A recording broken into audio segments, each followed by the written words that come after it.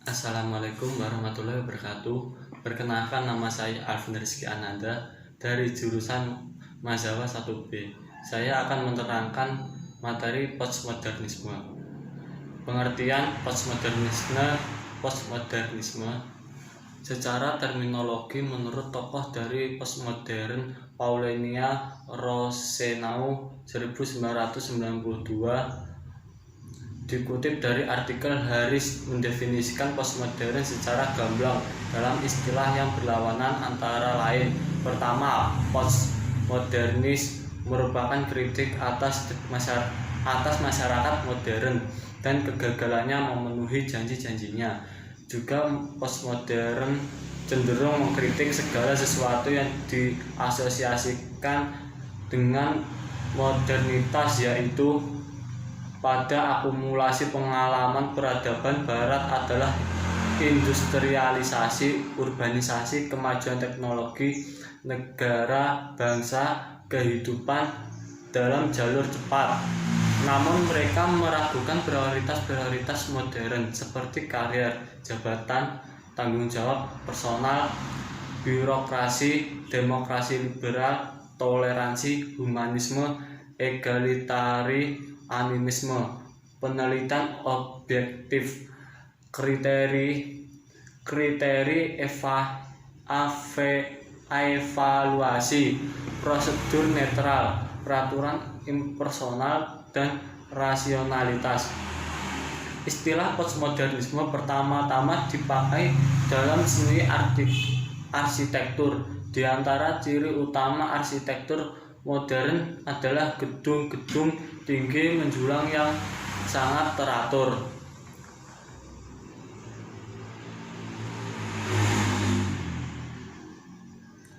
Tanpa banyak variasi dari seni arsitektur, istilah postmodernisme dipakai juga untuk bidang teori sastra, teori sosial, gaya hidup, filsafat, bahkan juga agama. Adapun inti pokok alur pemikiran postmodernisme adalah menentang segala hal yang berbau kemutlakan, baku, menolak dan menghindari suatu sistematika uraian atau pemecahan persoalan yang sederhana dan skematis, serta memanfaatkan nilai-nilai yang berasal dari berbagai aneka ragaman sumber. Postmodernisme sebagai mode pemikiran: 1. Dekonstruktivisme, 2. Relativisme, dan 3. Pluralisme.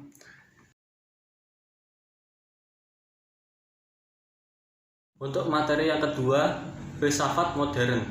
Pengertian: filsafat modern adalah pengetahuan yang tidak berasal dari kitab suci atau ajaran agama, tidak juga dari penguasa, tetapi dari diri manusia sendiri. Aliran rasionalisme beranggapan bahwa sumber pengetahuan adalah rasio. Aliran empirisme sebaiknya meyakini pengalaman sumber pengetahuan itu, baik yang batin maupun indrawi. Sejarah postmodern. Sejarah filosofi terdiri dari 3 periode. Periode pertama adalah periode klasik, sebagai kelanjutan era kuno yang dimulai dari Athena, Alexandria, dan pusat-pusat pemikiran Helenistik dan Roma. Periode kedua adalah periode pertengahan, dan periode ketiga adalah periode modern yang memperlihatkan periode postmodernisme. Perkembangan filsafat modern. Masa modern, identitas di dalam filsafat modern. Pada masa ini, rasionalisme semakin dipikirkan, tidak gampang untuk menentukan mulai dari kapan abad pertengahan berhenti. Namun, dapat dikatakan bahwa abad pertengahan itu berakhir pada abad 15 dan 16 atau pada akhir masa Renaissance. Masa setelah abad pertengahan adalah masa modern. sekalipun memang tidak jelas kapan berakhirnya abad pertengahan itu. Akan tetapi, ada hal yang jelas menandai masa modern ini, yaitu perkembangan pesat berbagai kehidupan manusia Barat, khususnya dalam bidang kebudayaan, ilmu pengetahuan, dan ekonomi. Usaha untuk menghidupkan kembali kebudayaan klasik Yunani Romawi. Aliran-aliran filsafat modern. Yang satu, rasionalisme. 2, empirisme. 3, kritisme. 4, idealisme. 5, positivisme. 6, evolusionisme. 7, materialisme. 8, neokantianisme. 9, pragmatisme. 10, filsafat hidup. 11, fenomenologi. Yang 12, eksistensialisme. Yang ke-13, teomisme. Untuk materi yang ketiga, filsafat Barat kontemporer. Sejarah munculnya filsafat Barat kontemporer. Filsafat kontemporer adalah periode dalam sejarah filsafat Barat yang dimulai pada akhir abad ke-19, ditandai dengan suatu proses profesionalisasi disiplin keilmuan filsafat dan munculnya filsafat analitik dan filsafat kontinental beserta perdebatan di antara kedua kubu filsafat ini. Istilah filsafat kontemporer adalah bagian dari terminologi teknis dalam filsafat yang mengacu pada periode tertentu dalam sejarah filsafat Barat. Perkembangan filsafat Barat kontemporer. Filsafat Barat kontemporer berawal dari abad ke-30. Perkembangan filsafat pada zaman ini tidak terlepas dari perkembangan filsafat zaman sebelumnya, yaitu filsafat zaman modern. Dalam kata lain, sebagai pemantangan lebih lanjut dan meluas dari filsafat modern. Hal di atas ditandai dengan munculnya berbagai gerakan pemikiran yang muncul pada abad 19 dan abad 20. Modernitas secara umum adalah perubahan sosial dan budaya yang masif pada abad 16 yang berkaitan dengan suatu analisis terhadap perubahan masyarakat yang semakin kapitalis industrial. Kapitalis industrial adalah sifat masyarakat pada zaman modern yang mementingkan kepentingan individu dalam hal industri atau pembangunan. Aliran yang muncul pada filsafat Barat kontemporer. Aliran yang muncul dan berpengaruh pada abad 20 adalah pragmatisme, fenomenologi, eksistensialisme, filsafat analitis atau filsafat bahasa, strukturalisme, dan postmodern. 1. Pragmatisme. 2. Fenomenologi. Materi keempat yaitu filsafat Islam dan pemikirannya.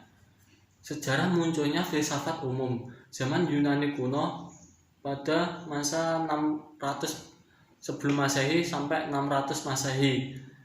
Kelahiran pemikiran filsafat ditandai oleh runtuhnya mite-mite dan dongeng-dongeng yang selama ini menjadi pembenaran terhadap setiap gejala alam. Manusia pada waktu melalui mite-mite mencari keterangan tentang asal-usul alam semesta dan tentang kejadian yang berlangsung di dalamnya. Ada dua bentuk mite yang berkembang pada waktu itu, yaitu mite kosmologis, yaitu mencari tentang asal-usul alam semesta, dan mite kosmologis, berusaha mencari keterangan tentang asal-usul serta sifat kejadian alam semesta. Filsafat Islam klasik di dunia timur. Di antara para filosof Islam yang lahir di wilayah timur adalah Al-Kindi, Al-Ghazali, Al-Farabi, Ibnu Sina, dan lain-lain. Filsafat Islam klasik di dunia barat. Di antara para filosof Islam yang lahir di barat adalah Ibnu Rushd, Ibnu Bajjah, dan Ibnu Tufail. Perbedaan dan persamaan filsafat Islam di dunia wilayah timur dan barat.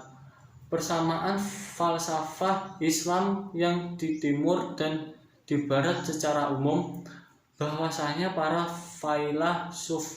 sufia semua menjalankan dan melatar belakangi falsafah mereka melalui jalur yang sama, yaitu dengan jalur agama Islam. Maka sebab itulah pasti akan ada persamaan antara mereka, dan tak hilaf pula akan ada perbedaan-perbedaan yang nanti terlihat daripada mereka. Materi yang kelima, budaya Jawa dan filsafat Jawa. Budaya Jawa dan filsafat Jawa. Kebudayaan adalah keseluruhan sistem gagasan, tindakan, dan hasil karya manusia dalam rangka kehidupan masyarakat yang dijadikan milik dari manusia dengan belajar.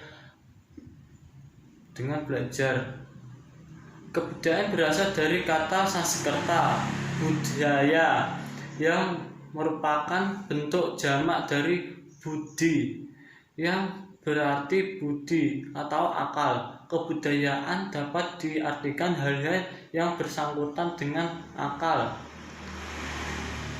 Memakai kebudayaan dalam arti kultur sebagai keseluruhan proses dialektik yang lahir dari kompleks peripikir, perijiwa, dan perinurani yang diwujudkan sebagai kompleks perilaku dan karya manusia dalam bentuk materialisasi sebagai gagasan yang diadaptasi, diterapkan, distandarisasikan, dikembangkan, diteruskan melalui proses belajar yang diadaptasikan dalam kehidupan bersama.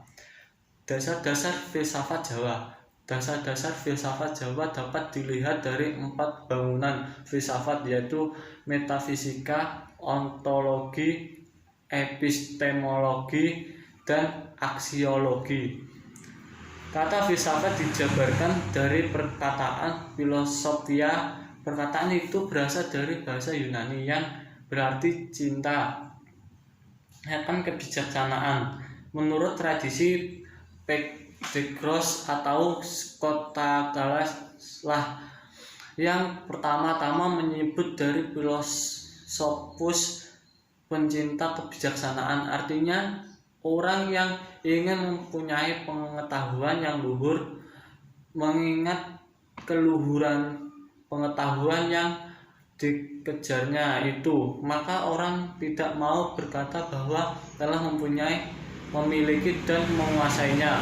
Filsafat Jawa dimaknai sebagai filsafat yang menekan pentingnya kesempurnaan hidup. Berfilsafat dalam kebudayaan Jawa berarti undi kasampurnan atau mencari kesempurnaan manusia, mencurahkan seluruh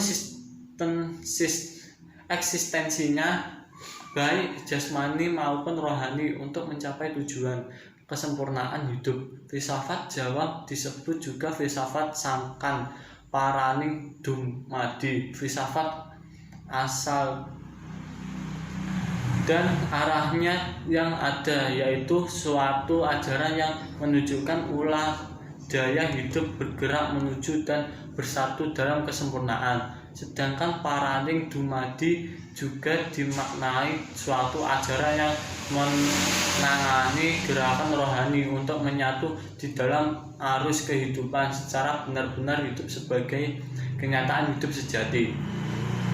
Serat Widyatama mengandung sebuah ajaran luhur untuk membangun olah spiritual Jawa. Serat Widyatama menjadi salah satu dasar penghayatan laku spiritual yang bersifat universal lintas kepercayaan atau agama. dalam serat Widyatama mengandung suara hati nurani yang menjadi lampu spiritual yang menggapai kehidupan dengan tingkat spiritual yang tinggi. Materi yang keenam, dasar filsafat logika. Pengertian logika secara etimologis, logika berasal dari bahasa Yunani yang memiliki arti sebagai hasil pertimbangan akal dan pikiran yang diutarakan melalui kata yang dinyatakan dalam bentuk bahasa. Logika juga merupakan salah satu cabang dari filsafat, dan sebagai ilmu logika sendiri disebut sebagai salah satu ilmu pengetahuan yang mempelajari kecakapan untuk bisa berpikir secara lurus, tepat, dan teratur. 1. Jenis logika alamiah.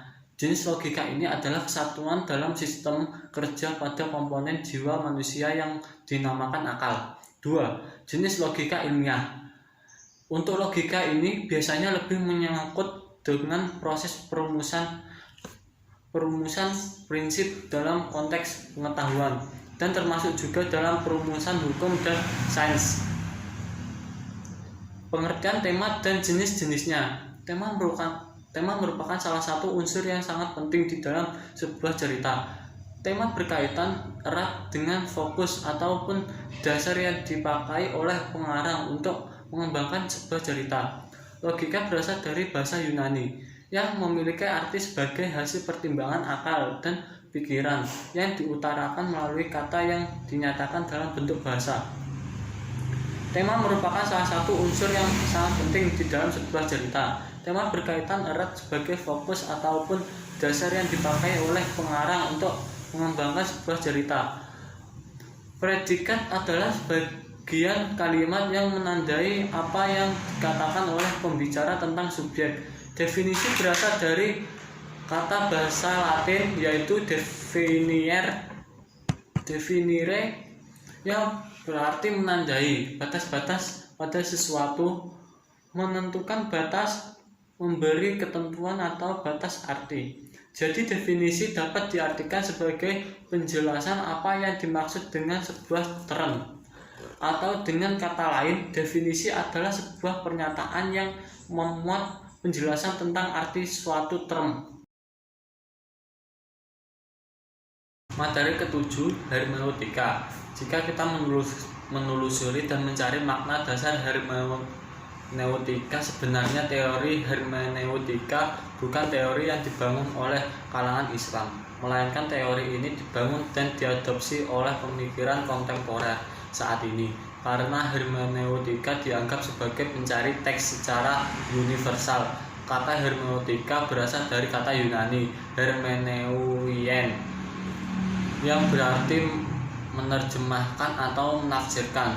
Para pakar memiliki 3 gradasi prinsip hermeneutika sebagai penafsiran, yaitu yang pertama, mantan atau teks, pesan yang muncul dari sumbernya. Kedua, perantara, penafsir atau hermes. Dan ketiga, perpindahan pesan dari pembicara ke pendengar, lawan bicara. Sehingga dalam menafsirkan teks bukan berkutat pada penafsiran klasik, melainkan teks tersebut perlu dialokkan makna teks.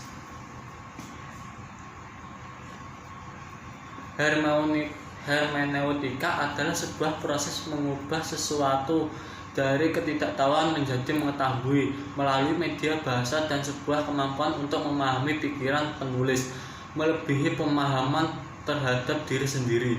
Jika dikaitkan dengan Al-Quran, ternyata hermeneutika memiliki fungsi untuk menjelaskan dan mengungkapkan maksud kandungan Al-Quran yang berwawasan sebagai teks, sehingga memunculkan metodologi pengetahuan epistemologi dalam menafsirkan teks Al-Quran. Hermeneutika dalam aspek terminologi dan kerangka epistemologis merupakan alat sebagai metode interpretasi epistemologis baru yang digunakan untuk mengkaji asal-usul wahyu atau Al-Quran. Dengan demikian, hermeneutika sebagai ilmu dan merefleksikan tentang tentang suatu kata pada masa lalu dapat dipahami secara eksistensial, dapat bermakna dalam situasi kekinian saat ini. Dari beberapa sub-sub bahasan yang terkait bagaimana konsep hermeneutika sebagai interpretasi teks, penulis mencoba menyimpulkan bahwa hadirnya hermeneutika sebagai konsep interpretasi dalam memahami dan menganalisis serta menampakkan nilai yang terkandung dalam sebuah teks. Poin pertama, konsep yang ditawarkan hermeneutika dalam mengkaji dan menganalisis serta menampakkan nilai yang terkandung dalam sebuah teks adalah dengan menguasai tata bahasa dan mencoba masuk dalam dunia pengarang, yakni memahami pemikiran pengarang. Poin kedua, teks harus dipahami dengan model lingkar hermeneutika antara the word of the text, the word of the author, dan the word of the reader secara integral. Secara implisit, struktur triadik ini mengandung permasalahan konseptual hermeneutika mengenai teks, cara-cara yang dipergunakan untuk memahami teks, dan bagaimanakah pemahaman dan penafsiran ditentukan oleh presupposisi, kepercayaan atau cakrawala dari audiens yang menjadi sasaran teks. Sekian dari saya, kurang lebihnya mohon maaf jika ada salah kata maupun perbuatan, saya mohon maaf. Wabillahi taufiq wal hidayah. Wassalamualaikum warahmatullahi wabarakatuh.